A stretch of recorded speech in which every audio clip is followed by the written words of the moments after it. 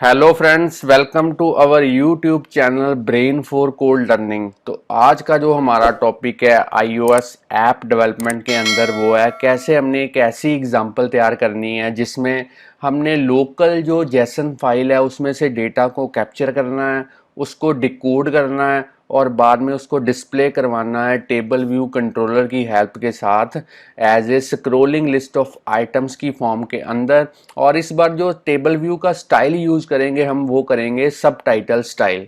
तो चलिए यहाँ पे मेरे पास एक लाइव रनिंग एग्जांपल है, आप देख पा रहे हैं मैंने फ्रूट्स के जो नेम्स हैं वो मैंने बेसिकली जेसन फाइल के थ्रू जो है कैप्चर करवाए हैं, उनको डिस्प्ले करवाया है टेबल व्यू की फॉर्म के अंदर। तो सबसे पहले आपको पता होना चाहिए कि जेसन फाइल जो है वो क्या होती है। तो बेसिकली जो जेसन फाइल है वो एक जावास्क्रिप्ट की ऑब्जेक्ट नोटेशन की फाइल है जिसको हम बेसिकली एक लाइट वेट फॉर्मेट कह सकते हैं डेटा को स्टोर करवाने के लिए। और कई बार इसको हम यूज़ करते हैं बेसिकली वेब सर्वर से डेटा को ट्रांसपोर्ट करने के लिए क्लाइंट साइड के ऊपर। तो काफ़ी एक अच्छा फॉर्मेट है जिसको आप एज ए डेटा स्टोर करवाने के लिए और डेटा को कैप्चर करवाने के लिए यूज़ कर सकते हैं। तो यहाँ पे आपको एक मैंने सिंपल सी एग्जांपल दी हुई है जेसन किस तरीके का फॉर्मेट होता है। यहाँ पे आप देख पा रहे हैं मैंने दो एट्रीब्यूट सेव करवाए हैं, एक फर्स्ट नेम और दूसरा है जेंडर। तो ये बेसिकली एक सबसे बेसिक फॉर्मेट है हमारी जेसन फाइल का। तो चलिए जो जेसन फाइल मैं आज की एग्जांपल के लिए यूज़ कर रहा हूँ वो भी मैं आपको दिखा देता हूँ यहाँ पे प्रोजेक्ट के अंदर। तो यहाँ पे आप देख पा रहे हैं मेरे पास फ्रूट्स डॉट जेसन नाम की एक फाइल है प्रोजेक्ट के अंदर। और इसका जो आप देख पा रहे हैं ये एक एरे की फॉर्म के अंदर है जिसमें मैंने दो तरीके का डेटा जो है स्टोर करवा के रखा हुआ है एज ए डिक्शनरी। तो यहाँ पे आप देख पा रहे हैं जो फ्रूट लिखा हुआ है ये बेसिकली की है और जो एप्पल है ये बेसिकली एक वैल्यू है। तो आप डिक्शनरी को भी एज ए मेजर कर सकते हैं इसके अंदर। तो चलिए फ्रेंड्स स्टूडेंट अब हम देखते हैं ये वाली जो एग्जांपल है आपने किस तरीके से जो है इम्प्लीमेंट करनी है। अब आप देख पा रहे हैं यहाँ पे जो लाइव एग्जांपल के अंदर डेटा है वो किस तरीके से जो जेसन फाइल है उससे डेटा कैप्चर करवाने के बाद यहाँ पे डिस्प्ले हो पाया है। तो चलिए आज की एग्जांपल जो है हम शुरू करते हैं। सबसे पहले प्रोजेक्ट को स्टॉप कर देते हैं, इस प्रोजेक्ट को मैं क्लोज कर देता हूँ, एक नए प्रोजेक्ट के साथ शुरुआत करेंगे। यहाँ पे सिलेक्ट करते हैं न्यू। अब हम यहाँ से सिलेक्ट करेंगे प्रोजेक्ट। तो सबसे पहली जो ऑप्शन आपने सिलेक्ट करनी है वो है सिंगल व्यू ऐप। तो चलिए इसको सिलेक्ट रहने देने हैं और नेक्स्ट कर देते हैं। अब हमने यहाँ पे जो प्रोजेक्ट का जो नेम है प्रोडक्ट नेम वो यहाँ पे टाइप करना है। तो मैं यहाँ पे लिख देता हूँ table view controller local Jason. अब हमने क्या करना है इसको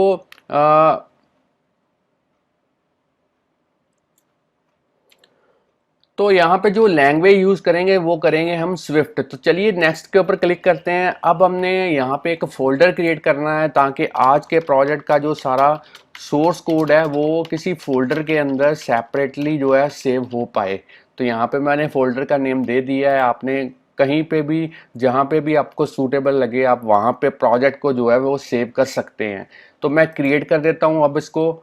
और चलिए फ्रेंड्स स्टूडेंट यहाँ पे जो मेरा प्रोजेक्ट है वो क्रिएट हो चुका है। बिल्ड सेटिंग के अंदर मैं अगर आपको दिखाऊं तो जो लैंग्वेज मैं यूज़ कर रहा हूँ वो है स्विफ्ट 5 और जो एक्स कोड का मेरे पास वर्जन है वो है 10.2.1 और जो लैपटॉप है वो है मैकबुक एयर। तो चलिए हमारा पहला स्टेप क्या होगा, मेन डॉट स्टोरी बोर्ड के अंदर आपने जाना है और यहाँ पे जो बाय डिफ़ॉल्ट हमारे पास व्यू कंट्रोलर है यहाँ पे इसको जो है सिलेक्ट करना है, उसको डिलीट कर देना है। और इसी तरीके से व्यू कंट्रोलर वाली जो फाइल है इसको भी हम यहाँ से जो है रिमूव कर देते हैं ताकि मैं स्टार्टिंग से आपको बता पाऊँ कि कैसे आपने जो है एक टेबल व्यू कंट्रोलर यूज़ करना है। तो चलिए लाइब्रेरी के अंदर चलते हैं, यहाँ पे क्लिक करेंगे और यहाँ पे आपने टेबल जो है वो टाइप करना है। जैसे ही टाइप करेंगे आपके पास तीन जो एलिमेंट्स हैं वो निकल के आए हैं। इनमें से आपने जो यूज़ करना है वो है टेबल व्यू कंट्रोलर। इसको ड्रैग एंड ड्रॉप करेंगे माउस की हेल्प के साथ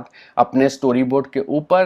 तो चलिए सबसे पहले आपने टेबल व्यू को सिलेक्ट करना है और इसके एट्रीब्यूट इंस्पेक्टर के अंदर जाना है और सॉरी इसको सिलेक्ट करते हैं टेबल व्यू को और इसके साइज जो एट्रीब्यूट है उसके अंदर जाना है और रो की जो हाइट है वो आप यहाँ पे दे दें। मैं यहाँ पे दे देता हूँ 90। तो चलिए इसी तरीके से आपने यहाँ पे सेल को भी सिलेक्ट करना है, टेबल व्यू सेल को सिलेक्ट करना है और इसकी जो रो हाइट है वो आपने दे देनी है 90। अब आपने यहाँ पे एट्रीब्यूट इंस्पेक्टर के अंदर जाना है और इसका जो स्टाइल है वो आपने कर देना है सब टाइटल, और जो आइडेंटिफायर है वो भी आपने प्रोवाइड करना है। यहाँ पे मैं आइडेंटिफायर प्रोवाइड कर देता हूँ। सेल आप कोई भी नेम यहाँ पे यूज कर सकते हैं, इसी नेम को आपने कोडिंग के अंदर यूज करना है। इस बात का ध्यान रखिए कि जो भी नेम आप यहाँ पे यूज करेंगे वो सेम नेम आपने कोडिंग के अंदर यूज करना है। अब आपका जो अगला स्टेप है वो है आपने टेबल व्यू कंट्रोलर को सिलेक्ट करना है और यहाँ पे इज इनिशियल व्यू कंट्रोलर इस तरीके की ऑप्शन होगी आपकी एट्रीब्यूट इंस्पेक्टर के अंदर, वो आपने अनेबल करनी है, क्योंकि बाय डिफ़ॉल्ट जो हमारे पास व्यू कंट्रोलर था वो हमने डिलीट कर दिया था और एक नया जो कंट्रोलर है वो हमने यहाँ पे ऐड किया है। तो इसको एज ए स्टार्टिंग पॉइंट हमने डिक्लेयर करना है ताकि जब भी ऐप आपकी रन हो तो ये जो है सबसे पहले रन हो। तो चलिए अब हमने इस टेबल व्यू कंट्रोलर की जो क्लास है वो हमने ऐड करनी है। तो यहाँ से इसकी जो क्लास है वो ऐड करेंगे न्यू फाइल, और अब आपने यहाँ पे जो कोकोआ टच क्लास है वो ऐड करनी है। नेक्स्ट के ऊपर क्लिक करेंगे। अब आपने इसमें क्लास का जो नेम है वो आप कोई भी रख सकते हैं अपने अकॉर्डिंगली। मैं रख देता हूँ माई टेबल व्यू कंट्रोलर। और जो इम्पोर्टेंट बात है वो है कि आपने जो इसकी सुपर क्लास है वो कौन सी यूज़ करनी है, यूआई टेबल व्यू कंट्रोलर। तो ये आपने बड़े ध्यान से देखना है कि यहाँ पे जो सेकंड ऑप्शन के अंदर जो लिखा हो वो लिखा हो यूआई टेबल व्यू कंट्रोलर। तो चलिए नेक्स्ट के ऊपर क्लिक करते हैं। अब आपने यहाँ पे क्रिएट के ऊपर क्लिक करना है। तो हमारा जो नई क्लास है वो भी बन चुकी है। इसको मैं ड्रैग एंड ड्रॉप कर देता हूँ इस फोल्डर के अंदर, और इसके अंदर जो काफ़ी कमेंटिंग लाइंस हैं इसको मैं डिलीट कर देता हूँ ताकि कोड को देखने में आपको कोई परेशानी ना हो। तो चलिए मैंने यहाँ पे जो कोड है वो सारा डिलीट कर दिया है। अब हमारा जो नेक्स्ट स्टेप है वो है हमने मेन डॉट स्टोरी बोर्ड के अंदर जाना है और इस टेबल व्यू कंट्रोलर को सिलेक्ट करना है और इसके यहाँ पे आइडेंटिटी इंस्पेक्टर के अंदर जो क्लास है, कस्टम क्लास है, वो हमने कौन सी क्लास सेट करनी है, जो क्लास हमने अभी आपको क्रिएट करनी बताई, तो वो क्लास मैंने यहाँ पे जो है सेट कर दी है। तो चलिए अब जो अगला स्टेप है वो है एक जेसन फाइल जो है हमारे पास लोकल कंप्यूटर के अंदर बनी होनी चाहिए, और उसी को हम कॉपी पेस्ट करेंगे इस प्रोजेक्ट के अंदर, और बाद में उसका जो डेटा है वो कैप्चर करवाने के बाद डिकोड करेंगे जेसन डिकोडर के थ्रू। तो मेरे पास एक फ़ाइल पहले से मैंने यहाँ पे जो है क्रिएट करके रखी हुई है। तो चलिए उसको मैं आपको दिखा देता हूँ कहाँ पे है। तो यहाँ पे आप देख पा रहे हैं फ्रूट्स नाम की जो जेसन फाइल है वो मेरे पास यहाँ पे बनी हुई है। अगर मैं उसको टेक्स्ट एडिटर के अंदर खोल के बताऊं तो आप देख पा रहे हैं यहाँ पे इस तरीके की फाइल है। इसको मैं कॉपी कर लेता हूँ ताकि आपके पास वो वाली फाइल जो है वो विजिबल हो एक्स कोड के अंदर। चलिए कॉपी भी रहने देते हैं, इसको डायरेक्टली जो है ड्रैग एंड ड्रॉप कर देते हैं अपने एक्स कोड के अंदर। तो यहाँ पे इसको मैं ड्रैग एंड ड्रॉप कर देता हूँ अपने प्रोजेक्ट के अंदर, और इसको जो है कॉपी कर लेते हैं, फिनिश कर देते हैं। और चलिए फ्रेंड्स सुने, यहाँ पे मेरा जो जेसन वाली फाइल है वो यहाँ पे प्रोजेक्ट के अंदर आ चुकी है। अब मैं आपको ध्यान से दिखाता हूँ कि जेसन फाइल के अंदर जो है किस तरीके से मैंने डेटा को फॉर्मेट किया हुआ है। तो अब आप यहाँ पे देखें, मैंने सबसे पहले यहाँ पे स्क्वायर ब्रैकेट्स यूज़ किए हैं ताकि हम काफ़ी सारे जैसे एरेज के अंदर एलिमेंट्स को सेव करवाते हैं, उसी तरीके से इस जेसन फाइल के अंदर जो है बार बार हम जो है एलिमेंट्स जो है वो ऐड करवा पाएँ। तो यहाँ पे हर एक एक कह सकते हो कि हर एक डेटा के अंदर फ्रूट होगा, उसका नेम होगा और उसका कलर होगा। इसको हम जो है यूज़ करेंगे इस जेसन फाइल को अंदर, जेसन फाइल को प्रोजेक्ट के अंदर। तो फ्रेंड्स स्टूडेंट्स, अगर आप चाहें तो वीडियो को पॉज करके इस जेसन फाइल का जो स्ट्रक्चर है वो आप कॉपी के ऊपर नोट डाउन कर सकते हैं। तो चलिए जेसन हमारी रेडी है। अब हमने माई टेबल व्यू कंट्रोलर के अंदर जाना है और यहाँ पे जो है कोडिंग करनी है। कोडिंग करने से पहले आपको जो जेसन का यहाँ पे डेटा दिया हुआ है इसको स्टोर करवाने के लिए एक स्ट्रक्चर क्रिएट करनी पड़ेगी। तो चलिए उसके लिए एक स्विफ्ट की नई क्लास जो है वो ऐड कर लेते हैं प्रोजेक्ट के अंदर। इसका जो नेम है वो आपने रखना है फ्रूट्स, और इसको मैं क्रिएट कर देता हूँ। अब हमने इस फाइल के अंदर जो है अपनी जो स्ट्रक्चर है वो क्रिएट करनी है, स्ट्रक्चर, और यहाँ पे लिखेंगे फ्रूट्स, और इसका जो प्रोटोकॉल हमने यूज़ करना है वो करना है कोडेबल, क्योंकि जब भी आपने किसी जेसन फाइल से डेटा को कैप्चर करवाने के बाद किसी स्ट्रक्चर में सेव करवाना है या किसी क्लास में सेव करवाना है, तो वो क्लास जो है, वो स्ट्रक्चर जो है, कोडेबल प्रोटोकॉल को जो है वो कंफर्म करनी चाहिए, कोडेबल से वो एक्सटेंड होनी चाहिए। तो चलिए यहाँ पे मैं लिख देता हूँ लेट, उसके बाद में जो भी आपकी की यहाँ पे यूज़ हो, जैसे यहाँ पे मैंने लिया है फ्रूट, तो सेम की वहाँ पे हमने यूज़ करनी है क्लास के अंदर। तो यहाँ पे मैं ले लेता हूँ फ्रूट और इसको स्ट्रिंग टाइप का रख देते हैं, इसी तरीके से लेट। और अब आपने यहाँ पे जो कलर है, तो उसी कलर को हम यहाँ पे यूज़ करेंगे कलर, और इसको भी जो है स्ट्रिंग टाइप का ले लेते हैं। तो चलिए फ्रेंड्स, थोड़ा यहाँ पे मेरी जो स्ट्रक्चर है वो बन चुकी है। अब हमने कोडिंग की तरफ जाना है। तो कोडिंग की तरफ जाने के लिए सबसे पहले माई टेबल व्यू कंट्रोलर के अंदर चलते हैं। अब मैं विंडोज़ को जो है वो हाइड कर देता हूँ ताकि कोड आपके पास वो अच्छे से नज़र आए। तो सबसे पहले यहाँ पे एक वेरिएबल यूज़ करते हैं फ्रूट लिस्ट, ताकि इस वेरिएबल के अंदर हम जो भी डेटा जैसन से डिकोड होने के बाद हमारे पास निकल के आए, उसको हम इसके अंदर जो है वो सेव करवा पाएँ। तो ये किस टाइप की जो है हमारे पास एरे होगी, फ्रूट्स टाइप की, जो स्ट्रक्चर हमने क्रिएट की उस टाइप की होगी। तो यहाँ पे इसको जो है ब्लैंक कर देते हैं। और चलिए यहाँ पे मैंने फ्रूट्स लिख दिया दोबारा से, और इसको एज ए ब्लैंक जो है एरे यहाँ पे यूज़ कर लेते हैं। और अब हमने जो नेक्स्ट स्टेप करना है वो क्या है, हमने एक यहाँ पे मेथड क्रिएट करना है ताकि हम डेटा को जो है वो लोकल जैसन फाइल से डिकोड करवा पाएँ। तो यहाँ पे मैं लिख देता हूँ फंक्शन फैच डेटा, और इसके अंदर जो कोडिंग करनी है वो भी मैं आपको ध्यान से बता देता हूँ। वैसे मैंने जैसन के रिगार्डिंग पहले भी वीडियो जो है इस चैनल के ऊपर अपलोड कर चुका हूँ, वो बेसिकली ऑनलाइन जैसन फाइल के रिगार्डिंग थी, और ये जो है वो लोकल फाइल के रिगार्डिंग है। सबसे पहले यहाँ पे हमने लिखना है गार्ड स्टेटमेंट को यूज़ करेंगे लेट। अब हमने यहाँ पे लिखना है फाइल की लोकेशन कहाँ पे है, जो फाइल आपने जैसन की फाइल है वो कहाँ पे पड़ी हुई है, वो कैसे हम लोकल प्रोजेक्ट से असेस करेंगे। यहाँ पे लिखेंगे bundle dot main dot URL, और यूआरएल जो है वो कहाँ से आएगा, सबसे पहला जो मेथड है उसी को हम यूज़ करेंगे। रिसोर्स के अंदर हम जो है उस फाइल का नाम लिखेंगे जो हमारी जैसन फाइल है। तो मैं यहाँ पे दिखा देता हूँ आपको, जैसन फाइल का नाम है फ्रूट्स डॉट जैसन। तो हमने फ्रूट्स लिख दिया, और जो इसकी एक्सटेंशन है वो हमने लिखनी है जैसन। तो चलिए यहाँ पे पहला जो लाइन है कोड जो है वो हो चुका है। यहाँ पे हम लिख देते हैं एल्स। इन केस कोई भी प्रॉब्लम यहाँ पे फाइल को असेस करने में आती है, तो यहाँ पे हमारे पास जो है रिटर्न हो जाएगा फंक्शन। कहने का मतलब हमारी जो ऐप है वो क्रैश नहीं होगी, गार्ड स्टेटमेंट जो है रिटर्न को कॉल करेगा। तो चलिए अब हमने यहाँ पे जब भी आपने जैसन की जो फाइल है उसको डिकोड करना है, तो उसको डू कैच ब्लॉक के अंदर यूज़ करना है ताकि किसी टाइम पे भी जो एरर है वो थ्रो हो तो उसको कैच स्टेटमेंट जो है वो पकड़ पाए, आपकी ऐप जो है वो क्रैश ना हो पाए। तो चलिए यहाँ पे मैं डू को यूज़ कर लेता हूँ, और यहाँ पे पहले से ही लिख देता हूँ कैच, और इसके अंदर लिख देते हैं हम प्रिंट, और यहाँ पे मैं लिख देता हूँ एरर अकर्ड इन डिकोडिंग, ताकि आपको पता चल पाए कि एरर जो है वो डिकोडिंग में एग्जिस्ट कर रही है। तो अब हमने डू के अंदर जो कोडिंग करनी है वो भी अब हम देखेंगे किस तरीके से करनी है।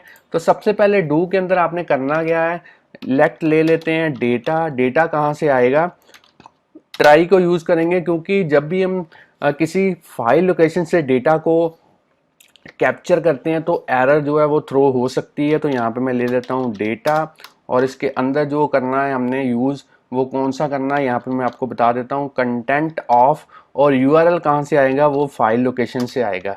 तो चलिए ये हो गई हमारी पहली लाइन। अब हमने करना है लेट इस डेटा से जो है इसी डेटा को जो है हम जैसन डिकोडर के थ्रू जो है कन्वर्ट करेंगे एज ए डेटा स्ट्रक्चर। तो यहाँ पे मैं लिख देता हूँ रिसीव्ड डेटा, और यहाँ पे आपने फिर से ट्राई यूज़ करना है, जैसन डिकोडर के थ्रू डिकोड करना है इसको।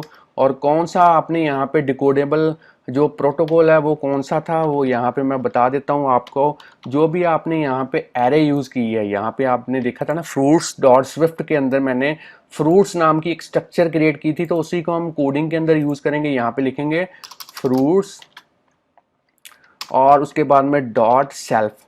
तो चलिए ये रही आपकी कोडिंग। और डेटा कहाँ से आएगा, डेटा से आएगा, जो डेटा आपने यहाँ पे कैप्चर करवाया उसी को हम डिकोड करेंगे। अब हमने क्या करना है, नेक्स्ट स्टेप क्या करना है, हमने यहाँ पे लिखना है सेल्फ डॉट, जो भी आपने फ्रूट लिस्ट नाम की जो यहाँ पे एरे क्रिएट की थी, स्ट्रक्चर टाइप की एरे क्रिएट की थी, उसमें जो है अब जो डेटा रिसीव हुआ है उसको डालेंगे। तो चलिए यहाँ पे मैं लिख देता हूँ रिसीव्ड डेटा। अब अपने, क्योंकि आप एक सेकंड थ्रेड के अंदर काम कर रहे हैं, जो मेन थ्रेड है अगर आप उसके अंदर कोई चेंजेस करना चाहते हैं तो आपको dispatch Q dot main dot async जो कोड है इसके अंदर यूज करना पड़ेगा। तो ये मैं बता देता हूँ कैसे वर्क करता है। तो यहाँ पे मेरे पास जो है, मैंने यहाँ पे थ्योरी लिखी हुई है कि अगर आप बैकग्राउंड थ्रेड में हैं और आप चाहते हैं कि मेन थ्रेड के अंदर कोई चेंजेस करना चाहते हैं तो आपको ए सिंक मेथड को कॉल करना पड़ेगा डिस्पैच क्यू डॉट मेन के थ्रू। जो मेन है वो हमारा मेन थ्रेड है, तो इसीलिए हमने जो टेबल है अपना वो रिफ्रेश करना है जो कि हमारा मेन थ्रेड के अंदर है। और जो ये कोडिंग डिकोडिंग चल रही है ये बेसिकली बैकग्राउंड थ्रेड के थ्रू चल रही है। तो यहाँ पे मैं लिख देता हूँ self dot table view dot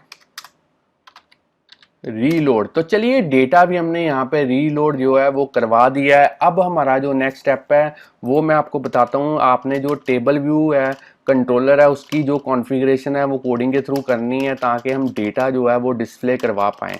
तो इसको मैं थोड़ा सा स्पेसिंग जो है इसको डिलीट कर देता हूँ स्पेसिंग को, ताकि आप जो कोड है वो कॉपी के ऊपर नोट डाउन कर पाएँ। तो यहाँ पे एक कोड दोबारा से आप देख लें एक बार।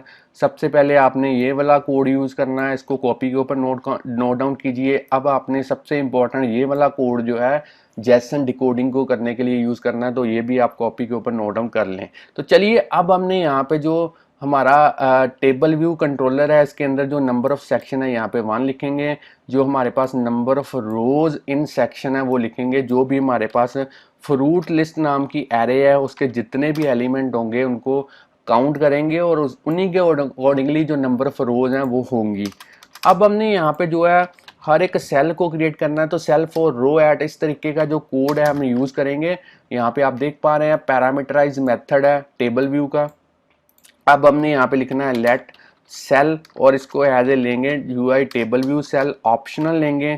टेबल व्यू के थ्रू जो है इसका डी क्यू जो मेथड है वो यूज़ करेंगे।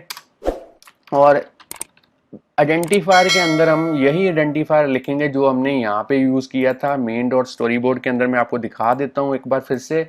और यहाँ पे सेल को सिलेक्ट करने के बाद जो भी आपने एट्रीब्यूट इंस्पेक्टर के अंदर यहाँ पे यूज़ किया था सेल, उसी को हम कोडिंग के अंदर यूज़ करेंगे। तो ये आपने काफ़ी ध्यान से देखना है। तो यहाँ पे मैं लिख देता हूँ इंडेक्स पाथ। तो चलिए अब हमने इस सेल के थ्रू जो है अपना टेक्स्ट लेबल जो है टाइटल जो है उसको असेस करना है और उसकी जो टेक्स्ट प्रॉपर्टी है उसको सेट करना है किसके साथ, जो भी हमारी फ्रूट लिस्ट की जो एरे है उसका कौन सा element index path dot row और उसका कौन सा प्रॉपर्टी को यूज़ करना है, फ्रूट प्रॉपर्टी को यूज़ करना है। इसी तरीके से सेल के अंदर जो हमारा सब टाइटल है डिटेल्ड टेक्स्ट डॉट लेबल, उसकी जो टेक्स्ट प्रॉपर्टी है उसको यूज़ करेंगे। और डेटा कहाँ से आएगा, उसी फ्रूट लिस्ट में से आएगा। इंडेक्स पाथ डॉट रो के थ्रू उसका एलिमेंट असेस करेंगे और कौन सा उसका प्रॉपर्टी होगी, कलर प्रॉपर्टी होगी। अब हम इस सेल को जो है वो रिटर्न करेंगे। तो चलिए फ्रेंड्स स्टूडेंट यहाँ पे हमारी जो कोडिंग है वो हो चुकी है। अब हम एक बार प्रोजेक्ट को जो है वो रन करके देखते हैं क्या हमारा प्रोजेक्ट जो है वो प्रॉपरली रन करता है। तो मैं इसको जो है सिमुलेटर के अंदर रन कर देता हूँ। तो फ्रेंड्स स्टूडेंट यहाँ पे आप देख पा रहे हैं सिमुलेटर के अंदर जो ऐप हमारी है वो इंस्टॉल हो चुकी है। हमारी एग्जाम्पल जो है वो यहाँ पे लोड हो चुकी है। तो चलिए देखते हैं क्या हमारे पास आउटपुट जो है वो निकल के आती है। तो फ्रेंड्स स्टूडेंट यहाँ पे जो है थोड़ा सा जो है यहाँ पे डेटा जो है वो डिस्प्ले नहीं हो पाया। तो चलिए देख लेते हैं ये क्या प्रॉब्लम है। तो फ्रेंड्स स्टूडेंट यहाँ पे मैंने एक जो है मिस कर दिया है स्टेप, वो मैं आपको बता देता हूँ। जो हमारा फैच डेटा था इसको हमने कॉल भी करना था, कहीं पे कॉल नहीं किया। कॉल कहाँ पे करना था, व्यू डिड लोड के अंदर आपने कॉल करना था। तो चलिए यहाँ पे मैंने इसको कॉपी पेस्ट कर दिया। अब हम इसको जो है एक बार फिर से रन करके देखते हैं। तो फ्रेंड्स सुनिए, यहाँ पे आप देख पा रहे हैं सिमुलेटर के अंदर मेरी जो ऐप है वो दोबारा से इंस्टॉल हो चुकी है। तो यहाँ पे जो आउटपुट है वो प्रॉपरली जो है निकल के आई है, और जो डेटा है वो लोकल जेसन फाइल से प्रॉपरली डिस्प्ले हो चुका है टेबल व्यू के अंदर, टेबल व्यू कंट्रोलर की हेल्प के साथ और जेसन डिकोडर की हेल्प के साथ। तो ये थी आज की एग्जांपल जो काफ़ी मैंने अच्छे से तैयार की थी, ताकि आपको बड़े ही इजी वे के साथ समझ में आ जाए कि किस तरीके से जेसन का डेटा जो है वो वर्क करता है।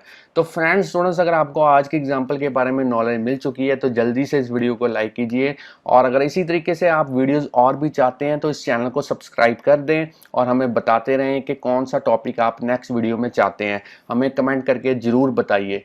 तो thanks friends for watching our videos.